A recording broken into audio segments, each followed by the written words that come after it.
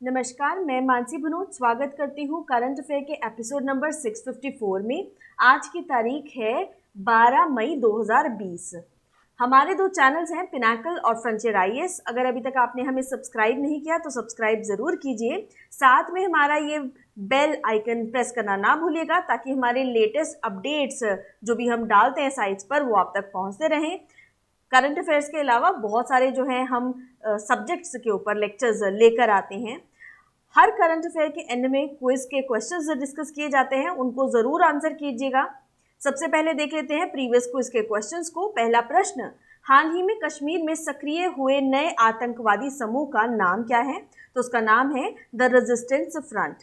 दूसरा प्रश्न जो आपसे पूछा गया था, राष्ट्रीय प्रौद्योगिकी दिवस कब मनाया जाता है? तो इसका सही उत्तर है 11 मई। तो 11 मई को ये मनाया जाता है। अब चलिए बात करते हैं पहले प्रश्न की। आज के WHO एंड UN डाक एजेंसी ने किस बीमारी के उन्मूलन की 40वीं वर्षगांठ पर एक स्मारक डाक टिकट जारी किया है? तो ये है चेचक के लिए। तो इसका सही उत्तर है बी। विश्व स्वास्थ्य संगठन और संयुक्त राष्ट्र की डाक एजेंसी ने चेचक के उन्मूलन की 40वीं वर्षगांठ के अवसर पर एक स्मारक डाक टिकट जारी किया है। मई 1980 में जो 33rd विश्व स्वास्थ्य सभा ने अपनी आधिकारिक घोषणा जारी कर कहा था कि विश्व के सभी लोगों ने चेचक से मुक्ति पा ली है। यह विश्व स्वास्थ्य संगठन के 10 साल के वैश्विक प्रयास के बाद संभव हो पाया, जिसमें दुनिया भर के हजारों स्वास्थ्य कर्मियों को लगाया गया और 50 करोड़ लोगों का टीकाकरण किया गया। यह डाक टिकट चेचक से लड़ने में वैश्विक एकजुटता की एक पहचान है और एक साथ काम करने वाले लाखों लोगों को सम्मान करता है। वैश्विक स्वास्थ्य संस्थान के प्रमुख ने इसके लिए संयुक्त राष्ट्र में भारतीय मूल के एक शीर्ष अधिकारी अतुल खरे का आभार व्यक्त किया और जिनके प्रयासों से स्मारक टिकट जारी किया जा रहा है। अब रिवीजन के लिए यहाँ पर मैं आपको बता दूं, विश्व मलेरिया दिवस कब मनाया जाता है? तो वो 25 अप्रैल को मनाया जाता है। अब यहाँ पर आप देख सकते हैं जो 40वीं सालगिरह पर टिकट जारी किया गया। अगले प्रश्न की बात करते हैं। प्रश्न नंबर 2, कोविड संकट के बीच हिंदू महासागर राष्ट्रों की सहायता के लिए भारत द्वारा कौन सा मिशन शुरू किया गया है? तो उस मिशन का नाम है मिशन सागर। तो सी जो है इसका सही उत्तर है। नौसेना ने मिशन सागर के तहत INS केसरी को भी मालदीव, मॉरिशस, सेलेस, मेडागास्कर और कोमोरोस रवाना कर दिया है। इस युद्धपोत में इन मित्र देशों के लिए कोविड-19 से जुड़ी HCQ टैबलेट, दवाइयां और खाने का सामान है। साथ ही खास आयुर्वेदिक औषधियां और मेडिकल जरूरत का सामान भी है। इसके तहत कुल 600 टन खाने का सामान मालदीव के लिए भेजा गया है। मिशन सागर प्रधानमंत्री नरेंद्र मोदी के सागर यानी कि security and growth for all in region project के तहत लॉन्च किया गया है, जिसमें हिंद महासागर के सभी मित्र देशों के साथ संबंधों को मजबूत करना है। रिवीजन के लिए यहाँ पर आपको बता दूं, ऑपरेशन समुद्र सेतु के तहत भारतीय नौसेना का INS मगर युद्धपोत मालदीव की राजधानी माले से 200 लोगों को लेकर कोच्चि के लिए रवाना हो गया है। साथ ही पहला युद्धपोत INS जुलाश जो है 698 लोगों को लेकर कोच्चि पहुंच गया है। अब यहाँ पर आप तस्वीर में देख सकते हैं मिशन सागर। तो आप देख सकते हैं INS केसरी जो है स्पेशल मिशन के लिए है, जिसमें वो मेडिसिन, मेडिकल पर्सनल, फूड जैसी जरूरतमंद चीजें जो हैं 5 इंडियन ओशन पार्टनर्स को देगा। मालदीव्स को फूड आइटम्स डिलीवर करेगा, मॉरिशस को मेडिकल असिस्टेंस प्रोवाइड करेगा। मेडागास्कर की बात करें तो कोविड रिलेटेड मेडिसिन जैसे कि HCQ टैबलेट्स। कोमोरोस की बात करें तो वहां पर भी मेडिकल असिस्टेंस टीम भेजी गई है। सिएचल्स की बात की जाए तो वहां पर जो कोविड रिलेटेड इसेंशियल मेडिसिन है वो भेजी जा रही है। बात करते हैं अगले प्रश्न की। निम्नलिखित में से किसने कोविड-19 के लिए भारत का पहला स्वदेशी एंटीबॉडी परीक्षण कोविड कवच एलिसा विकसित किया है? तो ये विकसित किया गया है नेशनल इंस्टीट्यूट ऑफ वायरोलॉजी के द्वारा। तो सही उत्तर है इसका B. National Institute of Virology Pune ने कोरोना वायरस की जांच के लिए पहला स्वदेशी एंटीबॉडी परीक्षण कोविड कवच एलिसा विकसित किया है। इस किट का इस्तेमाल एंटीबॉडी जांच करने के लिए किया जा सकता है। करीब 2.5 घंटे में इससे 90 सैंपल की जांच की जा सकती है। इससे पहले यहाँ के वैज्ञानिकों को कोरोना वायरस का आइसोलेट करने का कामयाबी मिल चुकी है। अभी तक RT-PCR के जरिए ही कोरोना वायरस का पता चल रहा है। इस जांच में करीब 2 से 3 घंटे का वक्त लगता है। ऐसे में सर्विलेंस की बात की जाए तो भारतीय वैज्ञानिक ये किट को बनाने में जुटे हुए थे। अब रिवीजन के लिए यहाँ पर आपको याद दिला दूं, कोविड-19 के लिए वैक्सीन और ड्रग परीक्षण के लिए गठित किए गए उच्च स्तरीय टास्क फोर्स के प्रमुख कौन बने हैं? तो उसका सही उत्तर है विनोद पॉल और के विजय राघवन। तो ये इसका सही आंसर है। अब यहाँ पर आप देख सकते हैं ICMR के द्वारा डेवलप की गई फर्स्ट ह्यूमन एलिसा कोविड-19 टेस्टिंग किट इंडिजियस है। तो सबसे इंपॉर्टेंट बात यहाँ पर ये हो जाती है।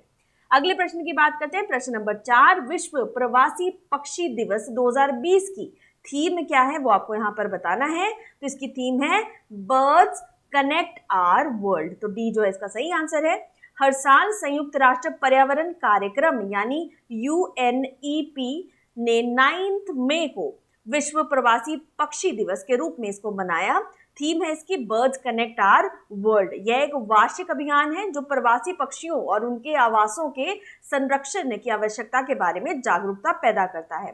इस दिन का आयोजन 2 संयुक्त राष्ट्र संधियों प्रवासी प्रजाति कन्वेंशन ऑन माइग्रेटरी स्पीशीज यानी CMS और अफ्रीकी Eurasian migratory water bird agreement के तहत यानी AEWA के तहत जो है इसको गठित किया गया है। साथ में एक और एजेंसी जो जुड़ी हुई है दैट इज कोलोराडो आधारित गैर लाभकारी संगठन एनवायरमेंट फॉर अमेरिका EFTA, इसके द्वारा मिलकर ये साझेदारी की जा रही है। यहाँ पर आप देख सकते हैं बर्ड्स कनेक्ट आवर वर्ल्ड। अगले प्रश्न की बात करते हैं। प्रश्न नंबर 5, विश्व बौद्धिकी संपदा संगठन WIPO के अगले महानिदेशक के रूप में किसे नियुक्त किया गया है? World Intellectual Property Organization. तो यहाँ पे नियुक्त किया गया है डेरन टैंग को। तो सही आंसर है इसका C। 8 मई को सिंगापुर के बौद्धिक संपदा कार्यालय के मुख्य कार्यकारी डेरन टांग को आधिकारिक तौर पर विश्व बौद्धिकी संपदा संगठन WIPO के अगले महानिदेशक के रूप में नियुक्त किया गया। WIPO जिनेवा स्विट्जरलैंड में स्थित एक विशेष संयुक्त राष्ट्र यानी UN एजेंसी है जिसमें जो है 193 कंट्रीज जो है एज पार्टिसिपेंट्स हैं। टांग ने 1 अक्टूबर 2020 को 6 साल की अवधि के लिए WIPO की कमान को संभाला। ये वर्तमान में महानिदेशक डॉक्टर फ्रांसिस गुर्री का स्थान लेंगे। यहाँ पर आप इनकी तस्वीर देख सकते हैं। अब बात करते हैं अगर लोकेशन की, तो आप देख सकते हैं सिंगापुर की ये लोकेशन बहुत ही छोटी सी जगह है लेकिन अपने आप में बहुत ही विकसित और बहुत अच्छे से कार्य यहाँ पे किया जाता है। कैपिटल है यहाँ की सिंगापुर सिटी। करेंसी यूज होती है डॉलर। प्रेसिडेंट है यहाँ के हालिमा याकूब। अगले प्रश्न की तरफ चलते हैं। प्रश्न नंबर 6, फ्लोरेंस नाइटिंगेल की जयंती पर निम्नलिखित में से कौन सा दिन मनाया जाता है? तो उस दिन मनाया जाता है अंतर्राष्ट्रीय नर्स दिवस यानी C जो है इसका सही आंसर है। 12 मई को दुनिया भर में, तो ये डेट आप ध्यान में रखिएगा, 12 मई को दुनिया भर में अंतर्राष्ट्रीय नर्स दिवस मनाया जाता है। यह दिन दुनिया में नर्सिंग की संस्थापक की फ्लोरेंस नाइटिंगेल को भी श्रद्धांजलि है। थीम जो है इस बार की वो है nurses a voice to lead, health is a human right. ये जो है इस साल की थीम है। अमेरिका के स्वास्थ्य शिक्षा और कल्याण विभाग के आधिकारिक डोरोथी सुंदरलैंड ने पहली बार नर्स दिवस मनाने का प्रस्ताव जो है 1953 में रखा था। जनवरी 1974 में 12 मई को अंतर्राष्ट्रीय दिवस के तौर पर मनाने की इसको घोषणा की गई। इसी दिन यानी 12 मई को आधुनिक नर्सिंग की संस्थापक फ्लोरेंस नाइटिंगेल का जन्म हुआ था। हर साल 12 मई को राष्ट्रीय फ्लोरेंस नाइटिंगेल पुरस्कार दिया जाता है। इसकी शुरुआत जो है 1973 में भारत सरकार के परिवार एवं कल्याण मंत्रालय ने की थी। अब रिवीजन के लिए आपको यहाँ पर बता दूं, विश्व स्वास्थ्य संगठन यानी WHO ने वर्ष 2020 को नर्स एंड मिडवाइफ वर्ष के रूप में इसको नामित कर दिया है। चलिए यहाँ पर आप देख सकते हैं the lady with the lamp Florence Nightingale. तो इन्हीं की तिथि पर जो है ये दिन रखा गया है। इस बार की थीम है nurses a voice to lead, health is a human right. अगले प्रश्न की बात करते हैं, किस भारतीय पत्रकार ने प्रतिष्ठित डाइचे वेले फ्रीडम ऑफ स्पीच अवार्ड जीता है? तो इसका सही उत्तर है सिद्धार्थ वरदराजन। तो ये बी जो है इसका सही आंसर है। फ्रीडम ऑफ स्पीच अवार्ड 2020 दुनिया भर के उन सभी साहसी पत्रकारों को समर्पित है जो कोरोना महामारी पर भी रिपोर्टिंग करने का दमन का सामना कर रहे हैं। इस साल पुरस्कार के लिए भारत से द वायर के सिद्धार्थ को ये चुना गया है। इस अवार्ड के लिए इस साल 14 देशों से 17 पत्रकारों को यह सम्मान दिया गया है। भारत में लॉकडाउन शुरू होने के बाद जब उत्तर प्रदेश के मुख्यमंत्री योगी आदित्यनाथ ने अयोध्या में पूजा की, तब द वायर ने इस खबर को छापा और कुछ दिन बाद उन्हें पुलिस की कार्रवाई का सामना भी करना पड़ा। उन पर जो है अफरा तफरी फैलाने के आरोप में FIR भी दर्ज की गई। अब यहाँ पे आपको रिवीजन के लिए याद दिला दूं, 3 मई को विश्व प्रेस स्वतंत्रता दिवस भी मनाया जाता है। अगले प्रश्न की बात करते हैं, किस देश ने FIDE ऑनलाइन नेशंस कप खिताब जीता है? तो ये जीता गया है चीन के द्वारा। तो इसका सही उत्तर है सी, शीर्ष वीरता प्राप्त चीन ने FIDE chess.com online Nations cup खिताब जीत लिया है। आखिरी मुकाबले में चीन ने संयुक्त राष्ट्र अमेरिका के खिलाफ अपना अंतिम मैच 2-2 से ड्रॉ पर समाप्त किया।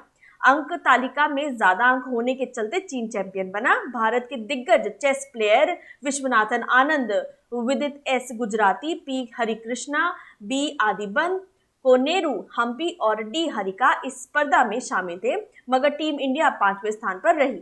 चीन ने राउंड रॉबिन चरण जीतने के आधार पर शीर्ष पुरस्कार जीता। यूरोप ने तीसरा स्थान लिया और रूस और भारत चौथे और 5वें स्थान पर रहे। यहाँ पर आप तस्वीर देख सकते हैं।